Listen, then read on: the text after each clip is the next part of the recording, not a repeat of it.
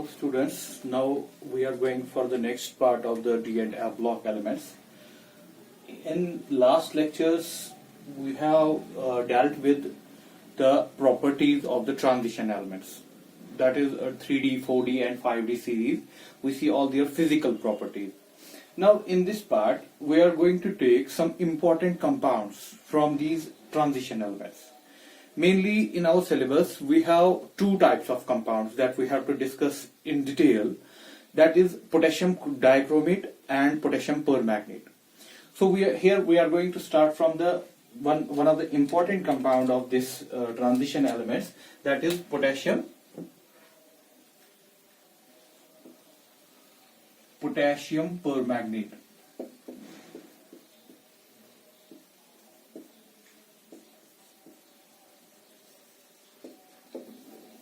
We can write KMnO4.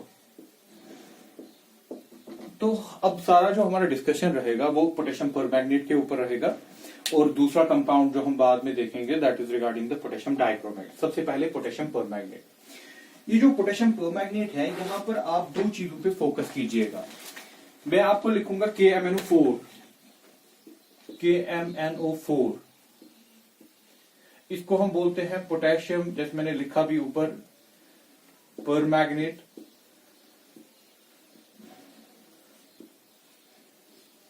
ठीक है.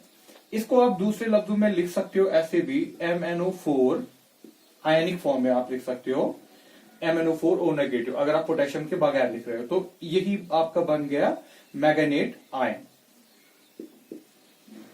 या परमैंगनेट आयन. नाउ इसका दूसरा, जिसके बारे में आपको इसका नाम पता होना चाहिए, हम ऐसे लिखते हैं K2MnO4. This is potassium magnet.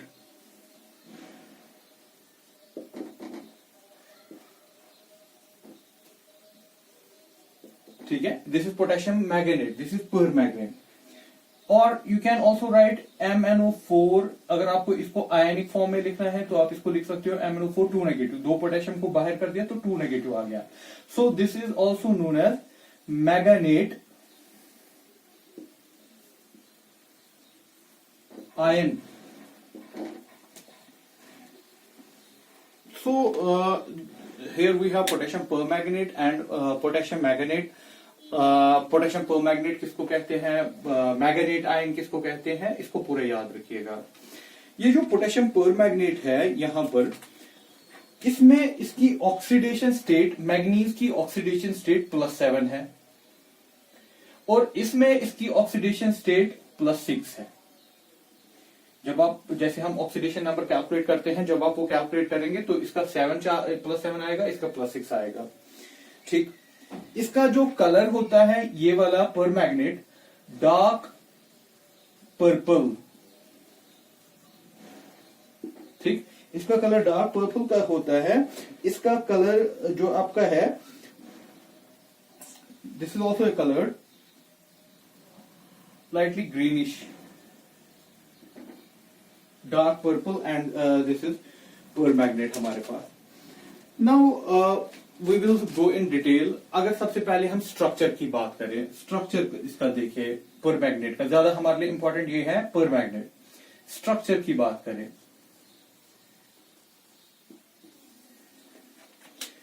Structure में अगर आप देखोगे, मैग्नीज जो है, मैग्नीज की जो कॉन्फ़िगरेशन है that is argon 3d5 4s2. तो इसके वैलेंस शेल में 5d में और s में 2, टोटल 7 है. तो इसका जो आपका स्ट्रक्चर होगा वो आप देख लीजिए. मैग्नीज, ठीक, लुईस टाइप में बना रहा हूं इसको. ये बना लिया मैंने 7 इलेक्ट्रॉन इसके अराउंड में, जो इसके वैलेंस इलेक्ट्रॉन कहलाते हैं. ऑक्सीजन, ऑक्सीजन,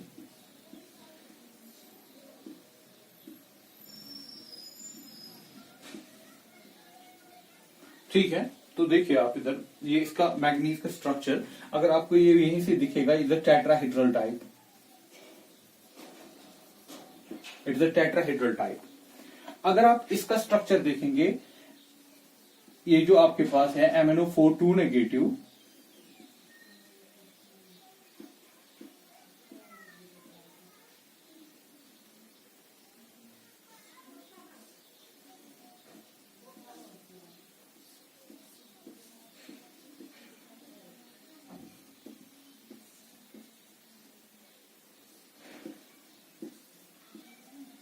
ये है इसका, ठीक है। तो ये भी टेट्राहेड्रल टाइप ही है,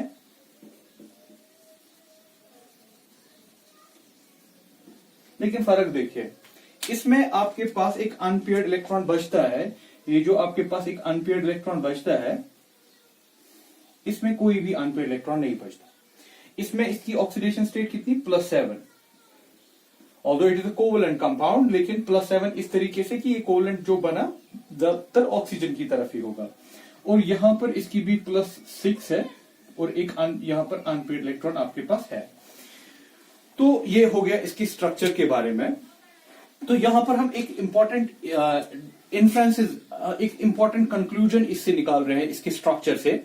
अगर आपको कोई बोलेगा कि इसका मैग्नेटिज्म होगा, मैग्नेटिज्म जो होता है वो अनपेयर्ड इलेक्ट्रॉन की वजह से होता है। इसमें तो कोई अनपेयर्ड इलेक्ट्रॉन नहीं है, और इस वाले में एक अनपेयर्ड इलेक्ट्रॉन है, तो ये मैग्नेटिक होगा, ये मैग्नेटिक नहीं है। तो हम यहां पर ये कहेंगे, जो आपके पास ये पोटेशियम परमैंगनेट है, पोटेशियम परमैंगनेट इज डायामैग्नेटिक।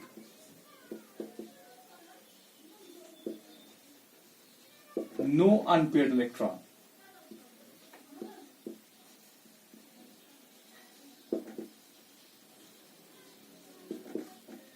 ये जो है it is a weakly paramagnetic, उतना भी एक ही इलेक्ट्रॉन है लेकिन है, तो इसको हम वीकली पैरामैग्नेटिक कहेंगे।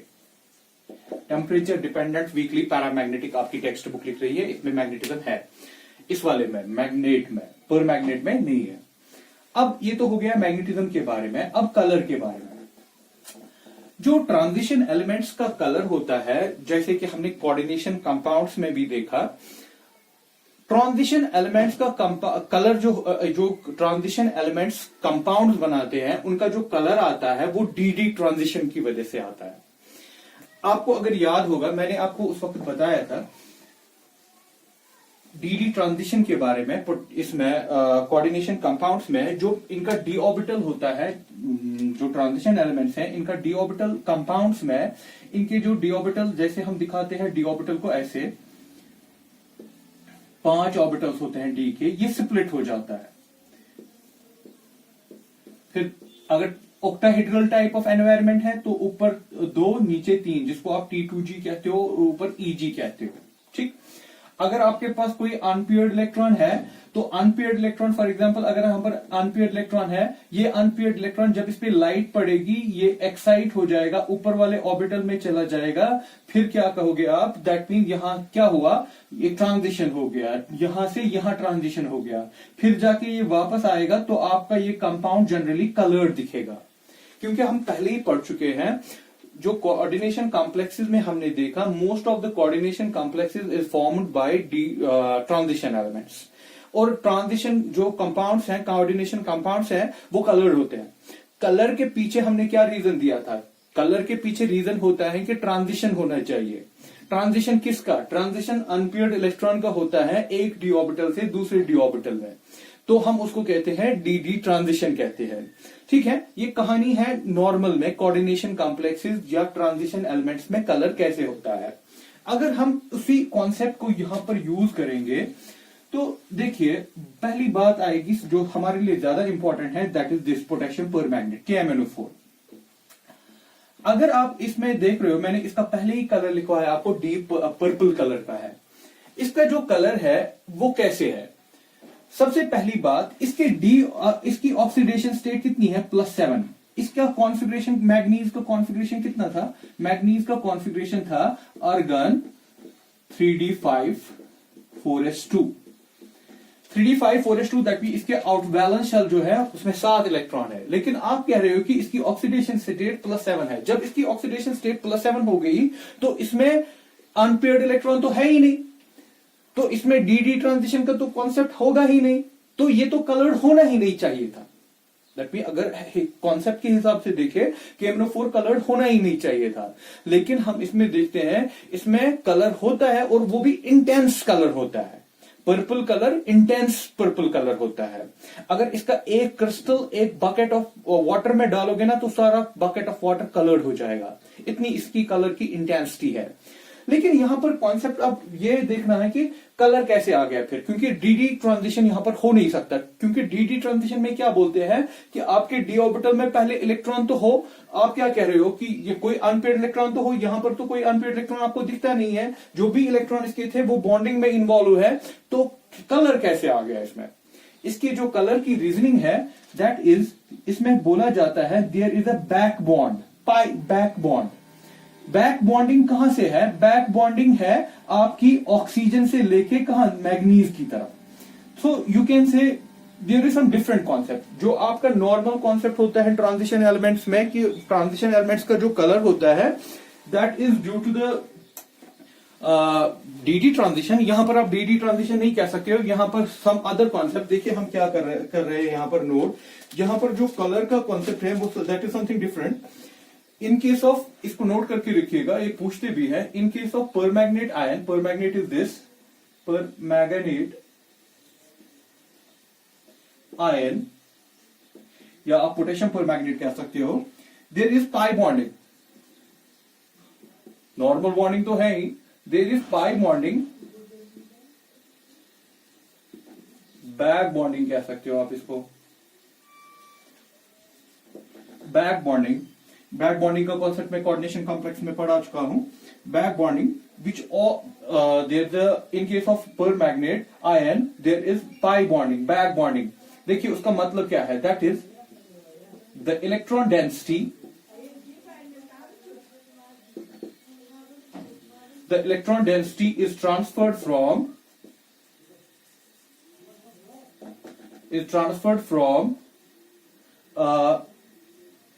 oxygen to manganese। ठीक है, ऑक्सीजन टू मैग्नीज। नॉर्मली जब ये बॉन्डिंग दिखाता है, आप देखिए स्ट्रक्चर पे 7 के 7 इलेक्ट्रॉन इसके इन्वॉल्व हो गए बॉन्डिंग में। अब इसमें कोई ट्रांजिशन के लिए कोई ये है नहीं, ट्रांजिशन की कोई बात नहीं है ना। फिर कलर कैसे है इसका? हम कलर के लिए क्या बोलते हैं, कलर इसका ट्रांजिशन कैसे होता है, एक्साइटेशन कैसे होता है? हम बोलते हैं कि there is some electron density which is transferred from oxygen to manganese. That mean oxygen to manganese कुछ ट्रांजिशन होता है लाइट की वजह से। दैट मीन यहां पर लीगेंड टू वो वाला कॉन्सेप्ट नहीं है जो हम कह रहे थे, लीगेंड टू दिस हम कह रहे थे डीडी ट्रांजिशन, वो वाला कॉन्सेप्ट हम यूज नहीं कर रहे हैं यहाँ पर, क्योंकि यहाँ पर डी में कोई इलेक्ट्रॉन इसके पास बचता नहीं है। तो हम क्या कह रहे हैं कि कुछ इलेक्ट्रॉन डेंसिटी ट्रांसफर हो रही है, कहां से कहा, ऑक्सीजन से मैग्नीज की तरफ। ठीक है ना, जिसको नॉर्मली बैक बॉन्डिंग कहते हैं, मैं ऑक्सीजन से मैग्नीज की तरफ कहते हैं, या आप कह सकते हो normal pi bonding. In case of permanganate ion there is a pi bonding, pi bonding रहने दीजिए इसको, बैक बॉन्डिंग को। There is a pi bonding that is the electron density is transferred from oxygen to manganese which leads to colour. इसको हम short में कहते हैं LMCT। L का मतलब हो गया लीगेंड, जैसे कि ऑक्सीजन यहां पर लीगेंड है। M हो गया मेटल, C हो गया चार्ज, T हो गया ट्रांसफर। तो हम इसको ऐसे कंक्लूड करते हैं कि भाई जो पोटेशियम परमैग्नेट होता है वो कलर्ड होता है, और इसका कलर जो होता है वो डीप पर्पल कलर का होता है। इसका कलर कैसे है? इसका कलर डीडी ट्रांजिशन से नहीं है, क्योंकि डी में कोई अनपेयर्ड इलेक्ट्रॉन इसमें है नहीं। तो हम इसका कलर के पीछे क्या रीजन बताते हैं? इसका जो कलर का रीजन है that is something like that कि इसमें क्या होता है कि कुछ इलेक्ट्रॉन डेंसिटी जो ऑक्सीजन की होती है वो ट्रांसफर होती है मैग्नीज की तरफ पाई बॉन्डिंग से। ठीक है ना, ऑक्सीजन से मैग्नीज की तरफ, in addition to the normal bonds, जिसको हम कहते हैं LMCT, लीगेंड। जैसे कि हम ऑक्सीजन को यहां पर क्या कह रहे हैं, लीगेंड, कोऑर्डिनेशन में पढ़ाया था। इसको हम यहां पर मान रहे हैं कि ये लीगेंड है, ये आपका मेटल है। तो कुछ इलेक्ट्रॉन डेंसिटी ट्रांसफर हो रही हैं कहाँ, लिगेंड से मेटल की तरफ, जिसकी वजह से इसमें कलर आता है, अदरवाइज इसके पास कलर के कोई चांसेस होते नहीं। सो हम कहते हैं इसको ligand to metal charge transfer.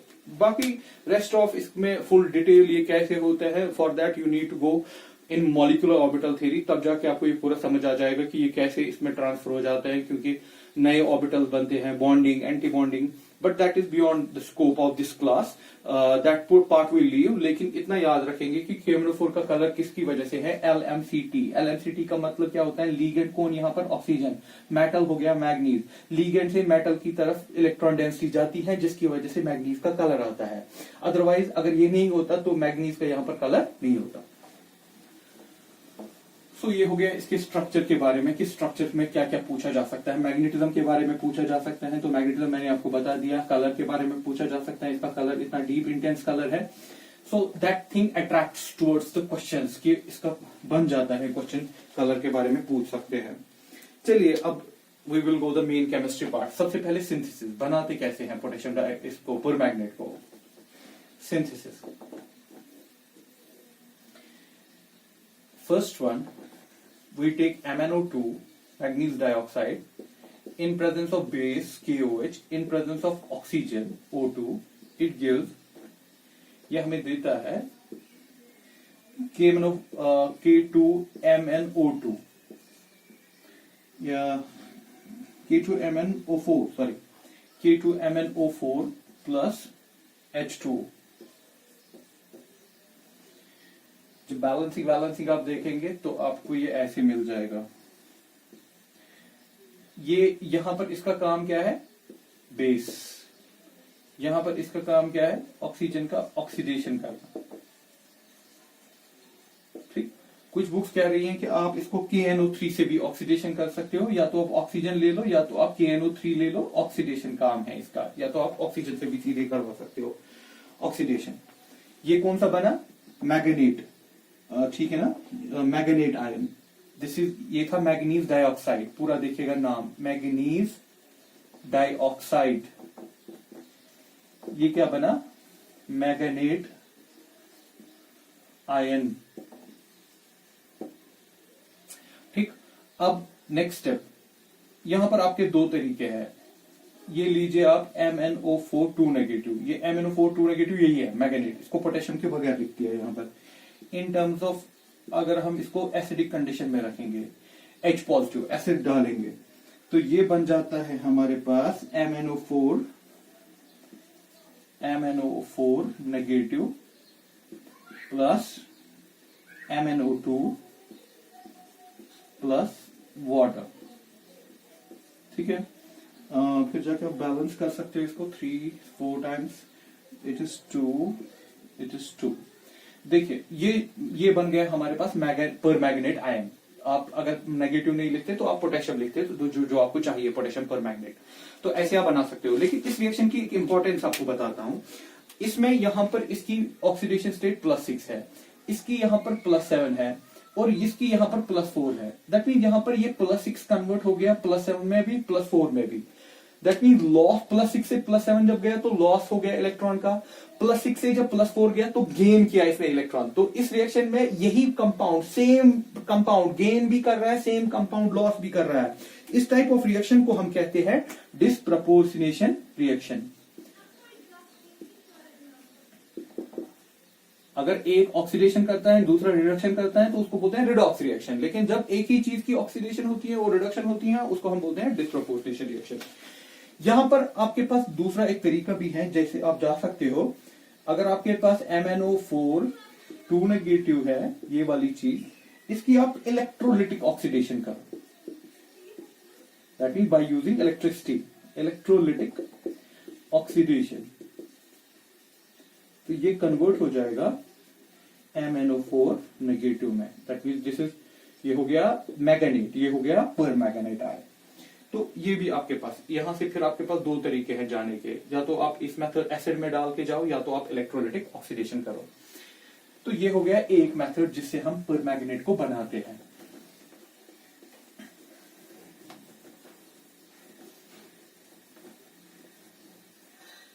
दूसरा आप ये भी कर सकते हो, आप मैग्नीज +2, सॉल्ट ले लो जिसमें मैग्नीज +2 में होगा, इसको डालो S2O8 2 नेगेटिव, ठीक है, प्लस और वाटर,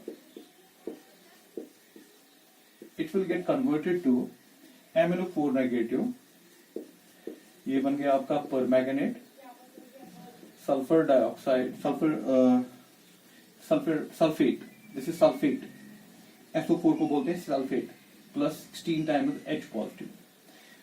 बैलेंस कीजिएगा, इसको देख लीजिएगा कि ये कैसे बनेगा आपका, या 10 टाइम्स,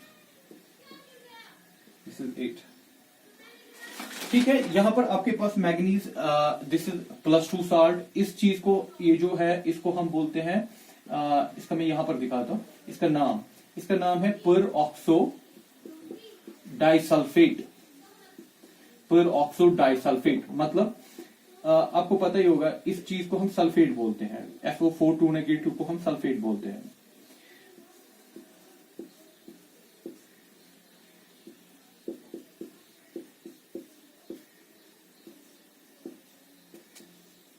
ये है इसका स्ट्रक्चर, यहां तक तो होता है SO4 जो होता है that is known as sulphate, ये 2 सल्फेट है, डाइसल्फेट 2 बार सल्फेट है, लेकिन बीच में OO लिंक है, that is known as peroxo link, तो इसका नाम पड़ता है peroxo disulphate.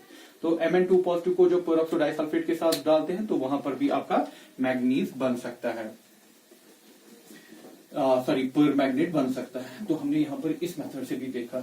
This is all about synthesis, ये 2 आप मेथड्स याद रखिएगा।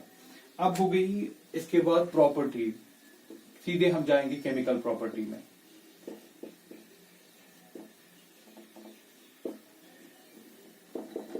एक ही फिजिकल प्रॉपर्टी आप याद रखिएगा फिजिकल में, solubility, although just for reference point solubility आप याद रखिएगा, इसकी सॉलिबिलिटी होती है 6.4 grams in 100 gram of water,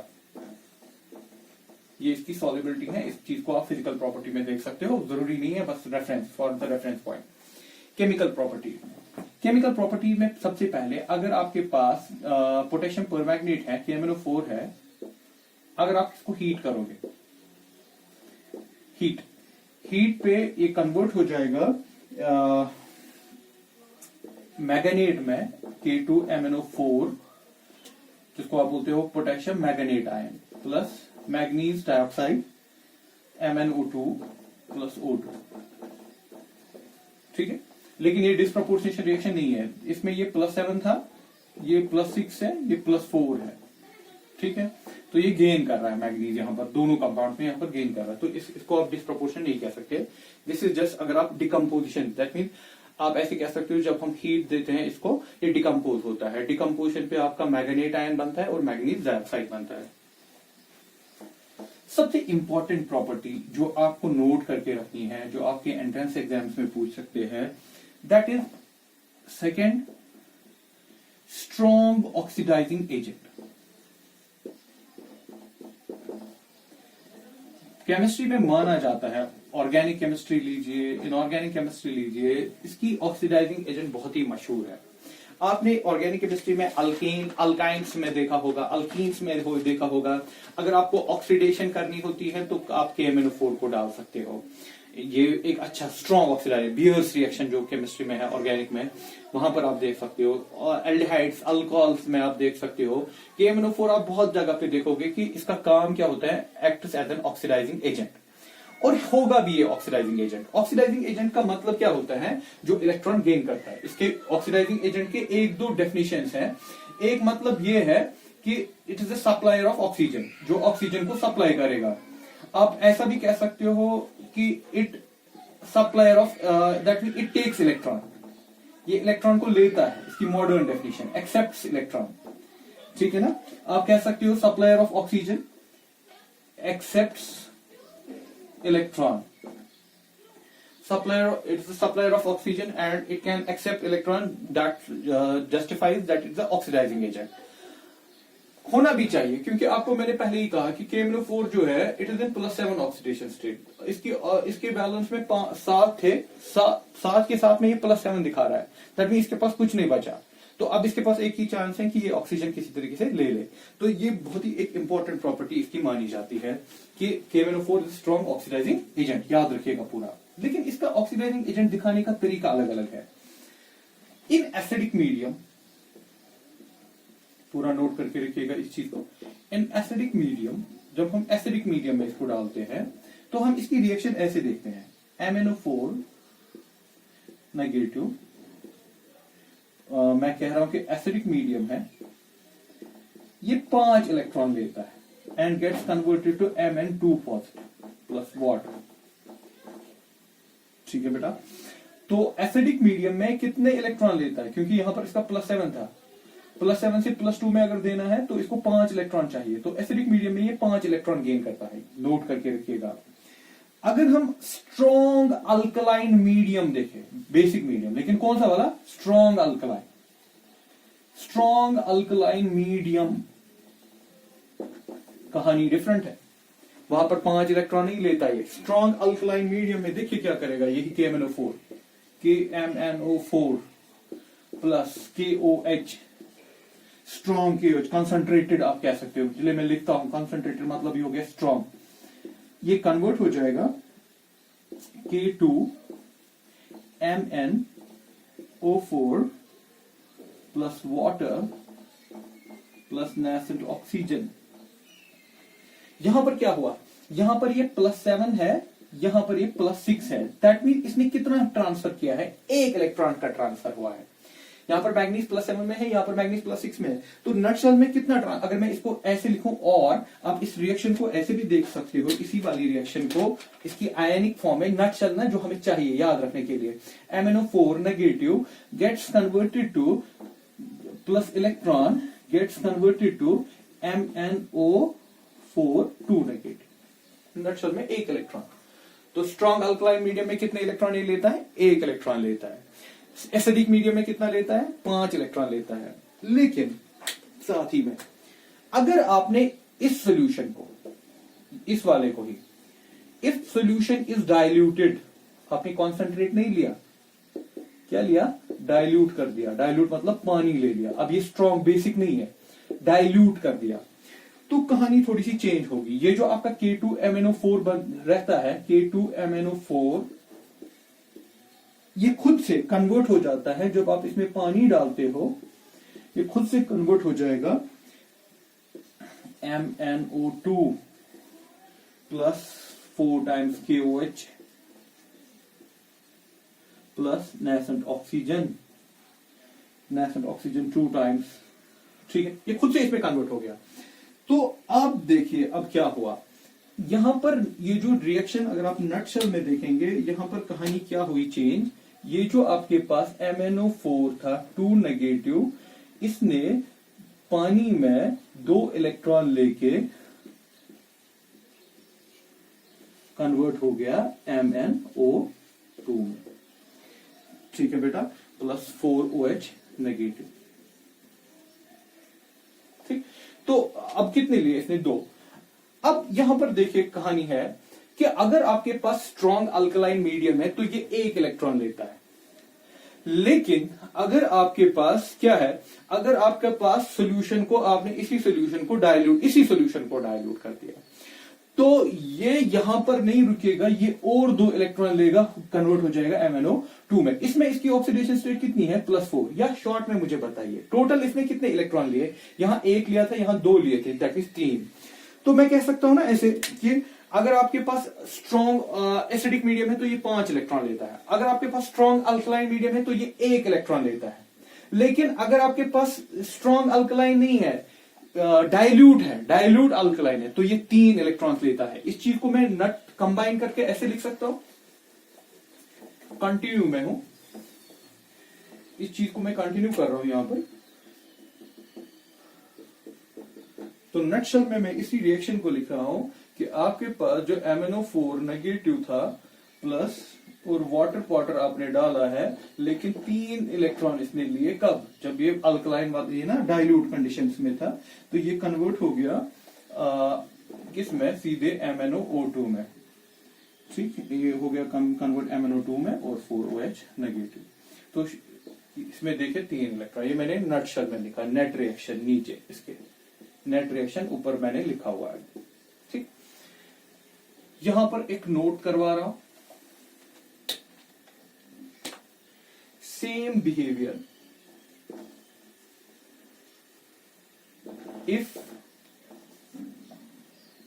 if KMnO4 is taken in neutral medium,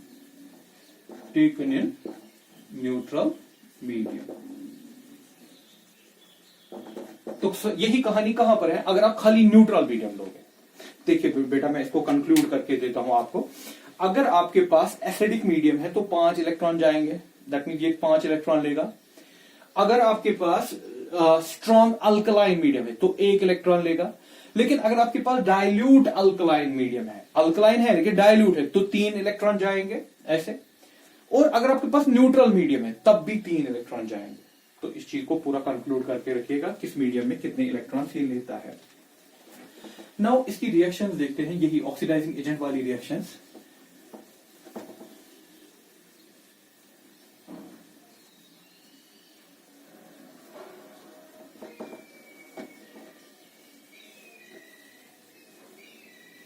देखिए 2 हिस्सों में मैं इसको बांटता हूं। इन एसिडिक मीडियम, ठीक, मीडियम एसिडिक है, आपके पास है KMnO4। ठीक बेटा, आपने इसमें डाला H2S हाइड्रोजन सल्फाइड, ये कन्वर्ट हो गया सल्फर में। आपने इसमें डाला SO2 सल्फर डाइऑक्साइड, ये कन्वर्ट हो गया सल्फर ट्राइऑक्साइड में। आपने इसमें डाला है NO2 नेगेटिव नाइट्रेट, कन्वर्ट हो गया नाइट्राइड में। आपके पास था Fe2 पॉजिटिव, वो कन्वर्ट हो गया Fe3 पॉजिटिव में। आपके पास था क्लोरीन, कन्वर्ट्स टू Cl2। आपके पास था ब्रोमीन, कन्वर्ट्स टू ब्रोमाइड। आपके पास था आयोडाइड, कन्वर्ट्स टू आयोडीन। आपके पास था oxalic acid COOH, it converts to carbon dioxide plus water. ये KMnO4 खुद कन्वर्ट हो गया किस में, ये हो गया Mn+2, यहां था ना +7 में, ये कन्वर्ट हो जाएगा +2 में। अब देखिए इसमें अगर सल्फर की ऑक्सीडेशन स्टेट देखे -2, इसमें 0, तो इसने इलेक्ट्रॉन लॉस किया, किसको दिया, मैग्नीज को दिया। हाँ ये नहीं, आप यहां से यहां कितने लिए, इसने 2 लिए, तो आप अगर इसको फिर बैलेंस करोगे, क्योंकि ये 5 लेता है ना, ये यहां से लेके 5 लेता है। KMnO4 कहां कन्वर्ट होता है, +2 में, लेकिन इसने यहां 2 दिए। फिर जब इनका नंबर बढ़ाएंगे तो ये आपस में बैलेंस करेंगे, एडजस्ट करेंगे। एक मैग्नीज 5 लेता है और एक सल्फर यहां 2 देता है। ठीक, फिर हम इनको बैलेंस करके एडजस्ट करेंगे। टेक्स्ट बुक पे इनकी प्रॉपर रिएक्शंस हैं, लेकिन याद रखने का तरीका इनका यही है। आप इसे पूरा याद रखिए कौन किस में कन्वर्ट होता है। सल्फर डाइऑक्साइड में सल्फर की ऑक्सीडेशन स्टेट +4, इसमें +6। नाइट्रेट की +3 है यहाँ, ये इसमें +5 में हो गया। आयरन दिख ही रहा है +2 और ये +3 में। क्लोरीन -1 में है और यहाँ पर 0 में। ब्रोमीन -1, ब्रोमाइड 0 में। आयोडीन -1, आयोडीन 0 में। कार्बन COOH में +3 में और यहाँ पर कार्बन +4 में। हर जगह पे आप देखिए कि लूज हो रहे हैं, ये सारे इलेक्ट्रॉन लूज कर रहे हैं। अब इनकी प्रॉपर रिएक्शंस आपकी टेक्स्ट बुक में लिखी है, आप वहां पर इनको बैलेंस करके ये आपस में एडजस्ट कर दीजिएगा। याद लेकिन ऐसे रखिएगा कि कौन किसमें कन्वर्ट हो जाता है। हाँ, अगर आपके पास कौन सा मीडियम है, इन हम कहेंगे ऐसे बेस या न्यूट्रल या वीकली अल्कलाइन, जिसमें ना 3 इलेक्ट्रॉन ट्रांसफर होता है, मीडियम, उसमें अगर आप KMnO4 लोगे और यहां से लिया आपने आयोडीन, ये कन्वर्ट होता है IO3 में। आपने लिया S2O3 2 नेगेटिव, वो कन्वर्ट हो गया SO4 2 नेगेटिव में। आपके पास मैग्नीजी +2 में था, वो कन्वर्ट हो गया +4 में, प्लस ऐसे +4 में।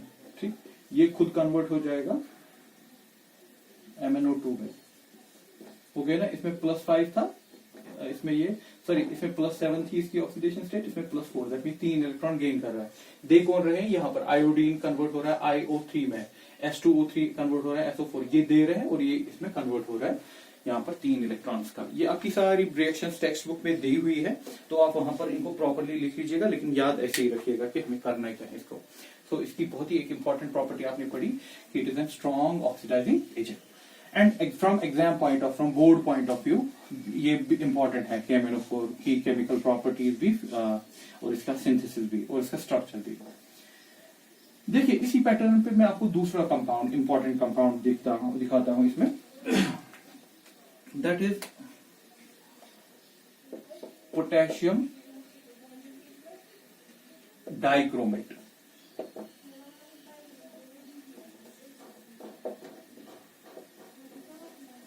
We have second compound that is potassium dichromate, जो हम देखेंगे पोटेशियम डाइक्रोमेट का आपका सिंथेसिस, स्ट्रक्चर सारी चीजें।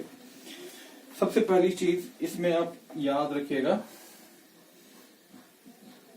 जो आपके पास potassium dichromate that is K2Cr2O7, ठीक। इस K2Cr2O7 इसको आप ऐसे भी लिख सकते हो Cr2O7 2 नेगेटिव, ठीक है। तो मैं कहूंगा this is known as dichromate ion.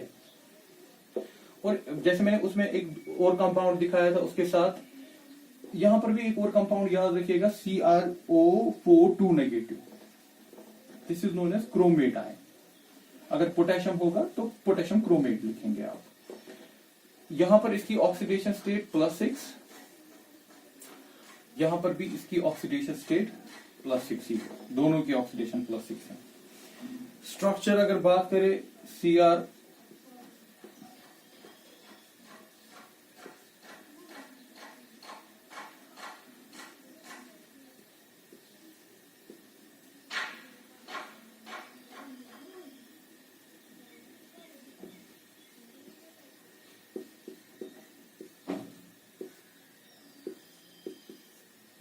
ये हो गया +6, ये इसका डाइक्रोमेट का स्ट्रक्चर है। एक टेट्राहेड्रल यूनिट और दूसरा टेट्राहेड्रल यूनिट इसमें CrO4 में,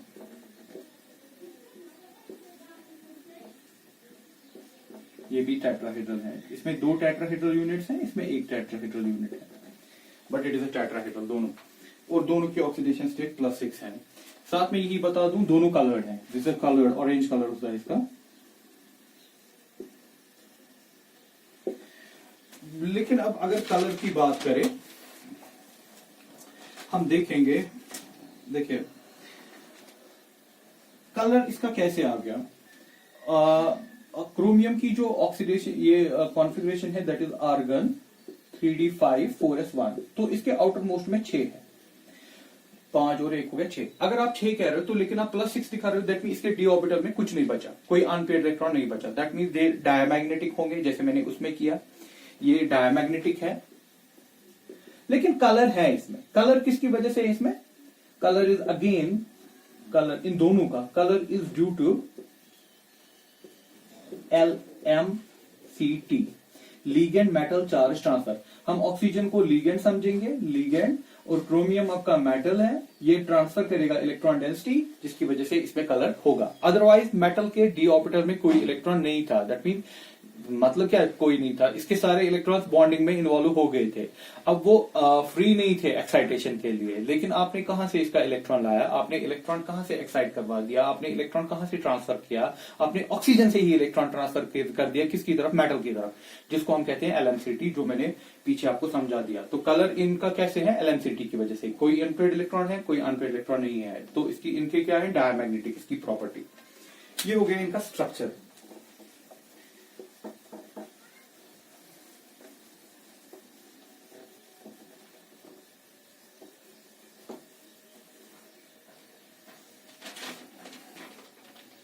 चलिए अब देखिए इनका सिंथेसिस, वो सिंथेसिस पार्ट, सिंथेसिस है हमारे पास। वी हैव FeCr2O4, इसको हम बोलते हैं क्रोमाइट ओर, ये इसकी ओर है, क्रोमाइट ओर। इसको हम ट्रीट कर रहे हैं, क्रोमाइट ओर को, सोडियम कार्बोनेट के साथ plus oxygen. It gets converted to Na2CrO4, ठीक है, plus Fe2O3 plus carbon dioxide. ठीक, एक मेटलर्जी में जहां पर एक्सट्रैक्शन होता है और से मेटल्स का, वहां पर ये प्रोसेस आप कर सकते हो।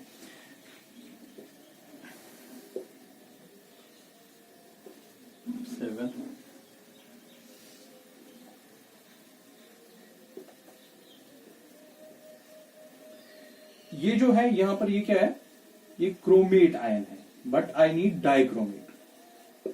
फिर आप इस क्रोमेट आयन को लीजिए, इसको डाल दीजिए एसिडिक मीडियम में, it will get converted to dichromate, sodium dichromate, Na2Cr2O7, ठीक है, plus Na positive plus water. आपने इस को क्रोमेट आयन को डाइक्रोमेट में डाल दिया, लेकिन अभी सोडियम है, पोटेशियम नहीं है।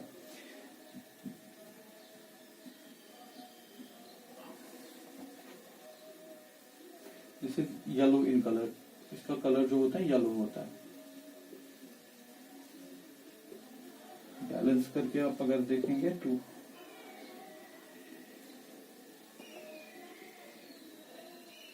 आपका वाटर। नाउ इसकी, ये मुझे नहीं चाहिए सोडियम, मुझे पोटेशियम वाला चाहिए। So then what we do, Na2Cr2O7, इसको डालेंगे पोटेशियम से, पोटेशियम क्लोराइड के साथ, तो यहाँ पर ये रिप्लेस हो जाएगा, आएगा K2Cr2O7 प्लस NeCl। ठीक, ये बन गया आपका पोटेशियम डाइक्रोमेट। तो ये आ गया जो आपको चाहिए था, ये हो गया सिंथेसिस हमारा पोटेशियम डाइक्रोमेट। इसका कलर ऑरेंज कलर का होता है। क्रोमेट जो होता है, डाइक्रोमेट जो होता है, ये जो क्रोमेट होता है येलो कलर का, ये होता है येलो कलर, ये वाला होता है ऑरेंज कलर। कलर है दोनों का, कलर किसकी वजह से है, LMCT।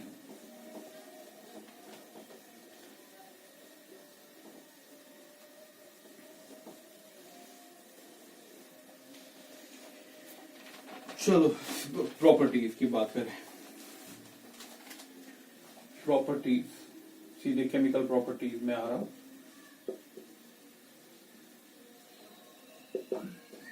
सबसे पहली बात, स्ट्रॉन्ग ऑक्सीडाइजिंग एजेंट। ये भी स्ट्रॉन्ग ऑक्सीडाइजिंग एजेंट है,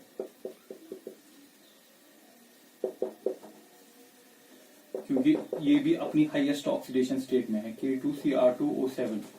इसमें इसका +6 ऑक्सीडेशन स्टेट है। इसके क्रोमियम में +6 ही इलेक्ट्रॉन होते हैं, वो आपने निकाले हैं। अब इसके पास एक ही तरीका है इलेक्ट्रॉन को किसी तरीके से गेन कर ले। ज्यादातर इसकी रिएक्शंस यही एक है जिसमें ये दिखाता है अपना ऑक्सीडाइजिंग बिहेवियर एसिडिक मीडियम में 6 इलेक्ट्रॉन्स। एक्चुअली ये मैं 6 इलेक्ट्रॉन इसलिए लिख रहा हूं क्योंकि ये 2 क्रोमियम है, 2Cr3 positive plus 7 diamond water. ये है इसकी main oxidising reaction.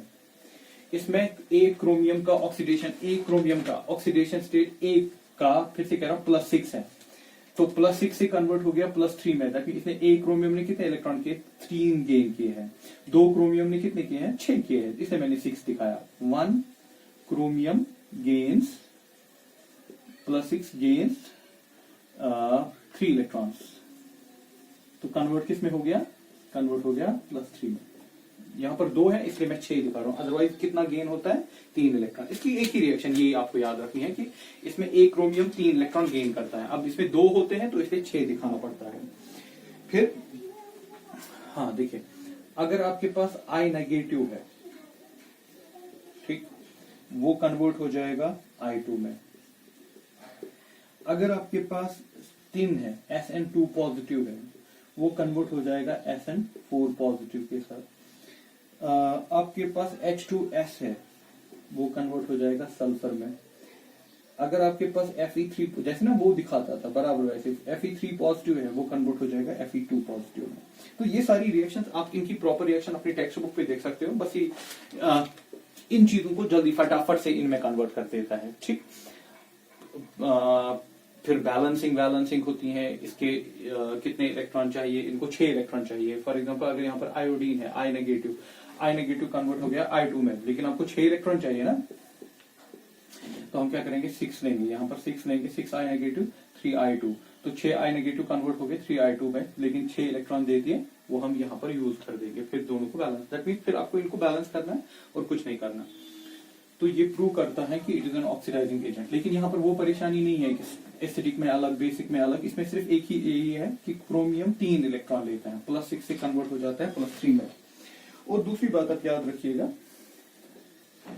CrO4 2 negative, this is chromate, dichromate नहीं, क्रोमेट।